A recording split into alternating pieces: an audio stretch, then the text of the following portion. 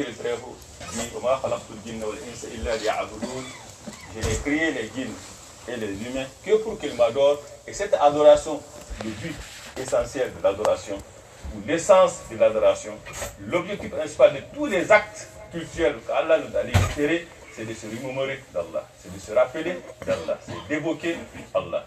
La ilaha illallah, qui est la profession de foi, qui est le premier prier, est le meilleur zikr. La meilleure zikr. Et aussi la prière.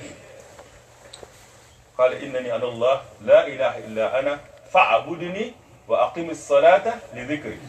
Dieu le Très Haut, en s'adressant à Moussa, il dit c'est moi, point de divinité à part moi, adore-moi donc et accomplis la prière pour te souvenir de moi.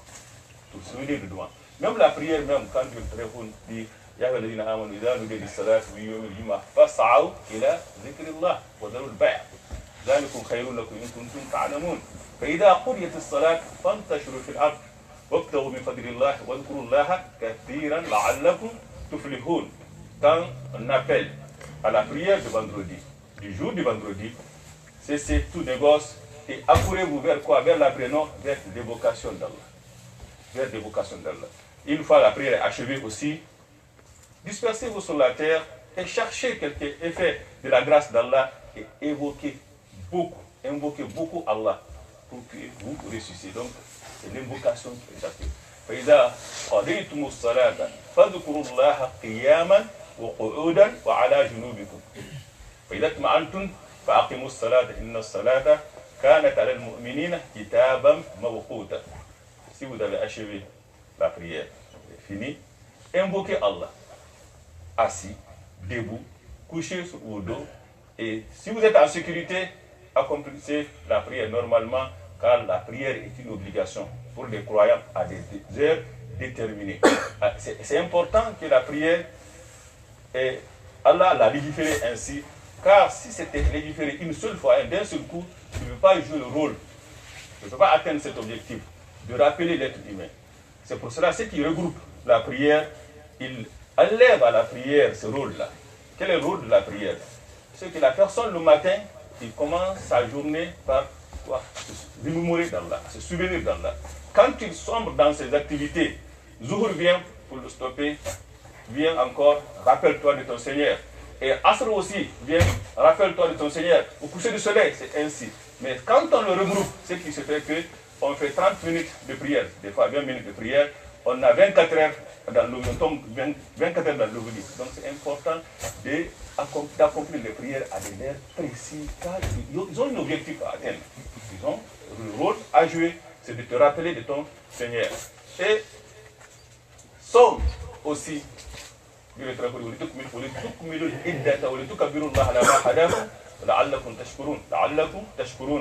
dit pour que vous complétez le nombre de jours afin que vous proclamez la grandeur d'Allah. C'est ça l'objectif. C'est là l'objectif de Saum. Saum, c'est quoi? C'est pour nous aider. On sait, il n'y a pas un mois durant lequel les gens se remémorent de l'éternel, se souviennent d'Allah plus que le mois de Ramadan. Même les pervers prennent congé de leur félicité, tout le monde vient. C'est très important. Donc, l'objectif des actes culturels, c'est quoi? C'est que tu te rappelles de ton Seigneur, tu te remémores de ton Seigneur, tu évoques ton Seigneur. Et Al-Zakat, c'est la même chose. Ça aide une personne de savoir que Al-Mal, Malullah, et le bien appartient à Allah. C'est pour ça qu'il dit vous n'atteindrez la vraie piété jusqu'à ce que vous êtes largesse de ce que vous chérissez. Quand la personne, c'est très important, c'est-à-dire prélève de leur bien une aumône par laquelle tu les purifies, tu les bénis. Donc, les actes cultuels ont pour objectif de nous purifier.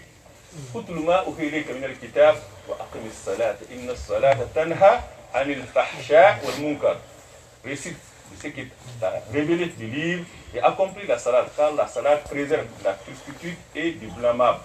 Pour que la salat, la profession de foi, tawhid, qui purifie le cœur, ainsi que zakat, qui purifie nos cœurs aussi, nos biens aussi, la somme, la même chose, la salat, il faut vraiment que la personne apprenne ce qu'il dit.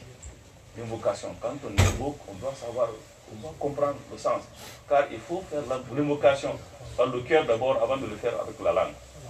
Car si ça se limite seulement à la langue, ça ne donne pas vraiment le résultat que nous cherchons. C'est pour cela que Ibn Qayyim dit أفضل الذكر ما وقع عليه القلب اللسان وشهد الذاكر معانيه وكان من الأذكار المأثورة أو النبوية. Il dit que la meilleure invocation sont celles dont le cœur et la langue se focalisent. Ils sont ensemble. C'est très important. Et cela ne peut pas se faire si on ne comprend pas. Quand on dit Subhanallah, tu dis aux gens, qu'est-ce que cela veut dire Subhanallah, ils ne connaissent même pas. Alhamdulillah, ils ne connaissent même pas. Qu'est-ce que cela veut dire? Non, il ne faut pas seulement, on ne dit pas seulement avec la langue, il faut le dire d'abord avec son cœur. Car l'objectif de quoi? C'est de te purifier, de se te remémorer d'Allah, de te rappeler d'Allah. Et c'est très important. Quand cela est ainsi, ça donne le résultat. La prière te préservera de turpitude et du blâmable. Le monde purifiera ton cœur aussi et te bénira. Somme t'aidera à atteindre la piété, comme il est dit.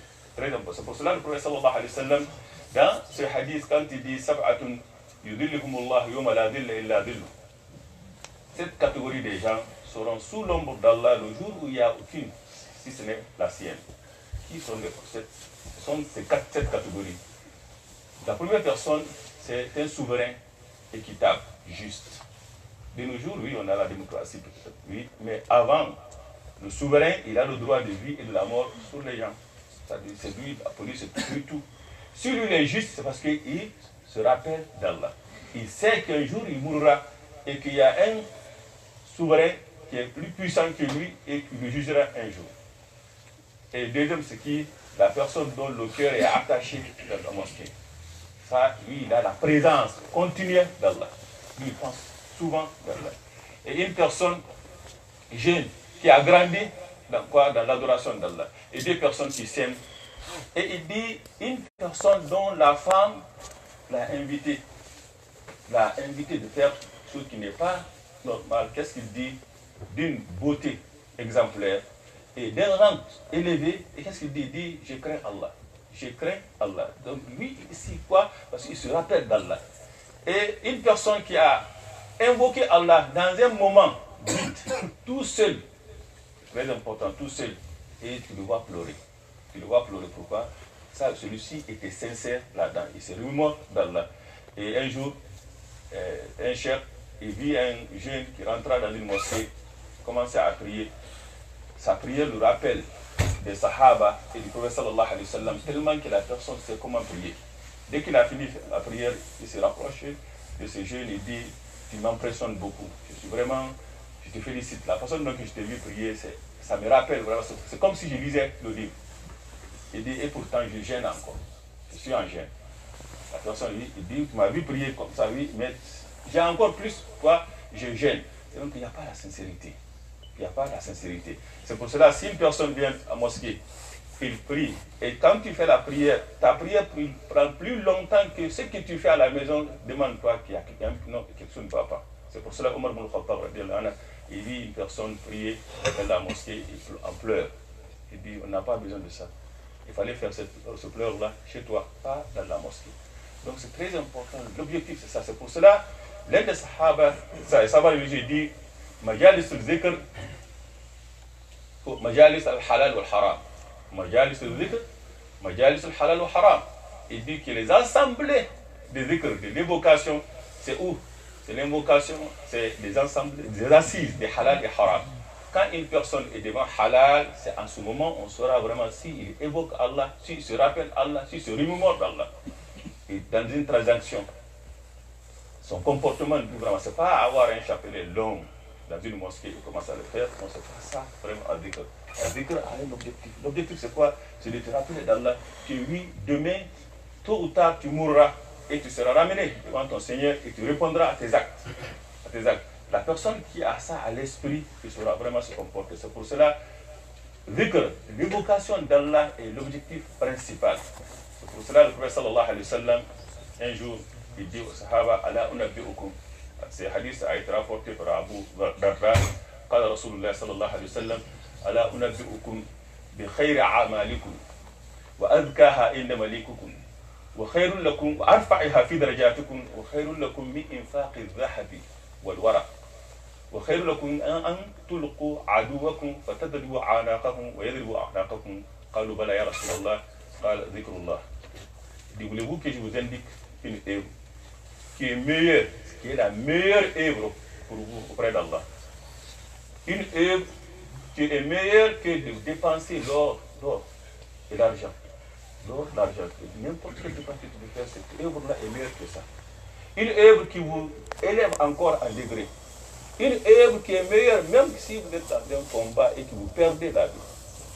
Les Sahaba disent, bien sûr, on voulait vous savoir. Est-ce que c'est pour faire une longue prière? Non, il dit l'évocation d'Allah. Se rappeler d'Allah, se remémorer d'Allah. Car tout ce qu'Allah a légiféré ont pour objectif pouvoir aider la personne à se rappeler d'Allah, à se remémorer d'Allah. C'est pour cela, لما ذهب فقراء المهاجرين إلى رسول الله صلى الله عليه وسلم فقالوا ذهب أهل الدثور بالأجور. Ces pauvres immigrants, les muhajirin, les gens de la Mecque qui ont abandonné tout derrière eux, ils sont exilés à Médine, et les Quraysh ont confisqué leurs biens. Donc ils n'avaient rien, ils étaient pauvres. Ils sont venus voir le prophète sallallahu alayhi wa sallam, il dit les riches ont apporté toutes les récompenses. Quand le monde, c'est eux qui donnent. Pour aider la mosquée, construire, c'est eux qui donnent. Pour nourrir les pauvres, c'est eux qui donnent. Nous, on n'avait rien, on n'a pas les moyens. Ils prient comme nous prions. Ils gênent comme nous gênons. Ils font tout comme nous. Mais ils ont quelque chose de plus. Ils font des bonnes œuvres par leurs moyens. Pourquoi? Avec leur argent. Nous, on n'a pas ces moyens-là. On n'a pas cette capacité. Le prophète sallallahu alayhi wa sallam, Allah, أخبركم بشيء أو أعلمكم بشيء تدركون به من سبقكم وتسبقون به من بعدكم. Il dit, voulez-vous que je vous indique une œuvre par laquelle vous allez rattraper des gens qui vous ont précédés, c'est-à-dire qui ont dévancé. Et vous allez dévancer tous ceux qui viendront après vous, ne pourront jamais vous atteindre. Et personne ne peut faire mieux que vous, sauf s'il fait exactement ce que vous faites. Il dit que تحمدون الله تحمدون وتسبحون وتكبرون 33 مرة بعد الصلاة. Il dit que vous dites subhanallah walhamdulillah Allah akbar 33 fois après la prière. Pourquoi? Parce que c'est ça l'objectif. La personne qui prie là, il prie pour se rappeler d'Allah. Qui donne zakat, c'est de se rappeler d'Allah. Qui fait somme, c'est de se rappeler d'Allah. Qui fait hajj, hajj même. Le prophète sallallahu alayhi wa sallam dit إنما جعل الطواف بالبيت والسعي بين الصفا والمروة ورمي الجمار لإقامة ذكر الله. Il dit que la circumambulation autour de Kaaba, ainsi que va-et-vient entre Safa et Marwa, et lapider le stealth, tout cela a été légiféré. Pourquoi? Afin qu'on évoque Allah. On invoque Allah. فإذا قضيتم مناسككم فاذكروا الله كذكركم آباءكم أو أشد ذكرا. Quand vous achevez vos rites, invoquez Allah comme vous invoquez vos pères et mères. Et plus comme vous invoquez vos pères, et plus ardemment encore. Plus ardemment encore. Quand tu regardes, il dit اذكروا في أيام معدودات. Donc, ayyam tashriq, ayyam akli wa shurub, wa dhikran lillah. Donc, hajj même, vous tentez, ce n'est que labbaik Allahumma labbaik, labbaik la sharika laka labbaik, tout cela vraiment, c'est d'invoquer Allah. Qu'est-ce que cela veut dire? Cela veut dire que l'être humain, que le croyant doit toujours faire que sa langue soit adoucie, soit mouillée de l'invocation d'Allah. Soit mouillée. N'importe quel moment où tu es, il faut vraiment invoquer Allah. Et la meilleure façon de le faire, c'est de connaître les Ad'iya al-Ma'foura, les invocations journalières que le prophète sallallahu alayhi wa sallam a légiférées. Quand tu rentres dans la mosquée, qu'est-ce que tu dis? Il ne faut pas l'oublier. Quand tu rentres dans la toilette, il ne faut pas l'oublier. Et il est à la portée de tout le monde. Il n'y a pas un acte cultuel simple, aussi simple que l'invocation, évocation, ou zikr. Il n'y en a pas. Il n'y en a pas. As-salat, ça demande l'ablution, la propriété, mosquée, somme, on sait comment ça veut dire. Hajj, mais zikr, non. Tu es dans ta voiture, tu veux faire zikr. Tu marches, tu peux le faire. Tu es couché. Donc tu peux le faire n'importe quel moment. Donc c'est très important de s'habituer à ça. Et le prophète sallallahu alayhi wa sallam, man kana akhiru kalamihi la ilaha illallah dakhala al-jannah. Quiconque dont les derniers mots, les dernières paroles seront la ilaha illallah, entrera au paradis. Comment quelqu'un peut s'assurer que sa dernière parole soit la ilaha illallah? Il faut qu'il s'habitue de dire la ilaha illallah souvent. Et les personnes qui ont l'habitude d'injurier, d'insulter quand ils sont dans la difficulté ou ils sont contents, certes, quand la mort viendra aussi, ils vont faire la même chose. La réalité surgira. La personne qui a l'habitude de dire la ilaha illallah, Muhammad Rasulullah, chaque moment qu'il y a quelque chose d'étonnant, ou quelque chose qui l'afflige, ou quelque chose qui a peur, il évoque Allah, cette personne, certes, quand la mort viendra, à l'agonie, cette réalité aussi surgira. Et Ma'ad bin Jabal قال آخر ما فرقت عليه رسول الله صلى الله عليه وسلم أن سألته أي الأعمال أحب إلى الله قال أن تموت ولسانك رطب من ذكر الله أو كما قال رسول الله صلى الله عليه وسلم. Il dit les dernières paroles que j'ai échangées avec le prophète sallallahu alayhi wa sallam, fait quoi? Il dit quelle est la meilleure œuvre auprès d'Allah? Il dit que la mort survient alors que ta langue ne cesse d'être adoucie, mouillée par l'invocation d'Allah. Donc c'est très important de multiplier l'invocation d'Allah. Mais quand on dit multiplier, il faut comprendre ce qu'il dit. Ce n'est pas des dhikrs qui n'ont pas de sens. Qui n'ont pas de sens, que toi-même tu n'apprends pas, tu ne connais pas vraiment le sens. Il faut comprendre le sens, ce que tu dis. Et que tu le dis d'abord par ton cœur, avec ton cœur avant la langue. C'est très important pour que ça fait l'effet. Quel effet ça fait? Ça préserve la personne de la turpitude et du blâmable. C'est pour ça que le prophète sallallahu alayhi wa sallam dit La yazni zani hina yazni wa mu'min, wa la yasriqu sariq hina yasriq wa mu'min. Il dit la personne qui fornique, le moment où il commet cet acte-là, il n'est pas croyant. Oui, il est croyant, mais il ne se rappelle pas d'Allah. Quand la personne qui vole, il se cache des gens. Mais est-ce qu'il se cache d'Allah? Est-ce qu'il sait qu'Allah Sami, Alim, Basir, qu'Allah est omniscient, omnipotent? Donc souvent il fait ses zikrs. Allah est omniscient, Allah est omnipotent, Allah est voyant, Allah... Non, mais quand il se cache des gens en volant, est-ce que c'est ça? Donc c'est pour cela qu'il dit qu'il n'est pas croyant. Il n'est pas croyant. Donc c'est à ce moment vraiment qu'on saura vraiment si la personne se rappelle d'Allah.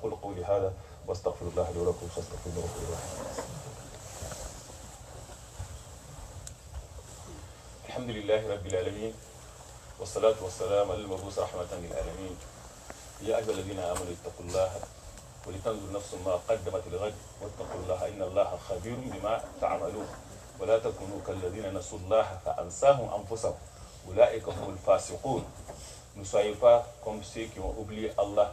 Allah leur a fait oublier leurs propres personnes. Ceux-là sont les pervers. La personne doit constamment se rappeler d'Allah, savoir qu'Allah le voit et multiplier l'invocation d'Allah. Car l'invocation d'Allah, non seulement il est simple, il est à la portée de tous, il est l'objectif principal pour tous les actes culturels et il comporte beaucoup de récompenses.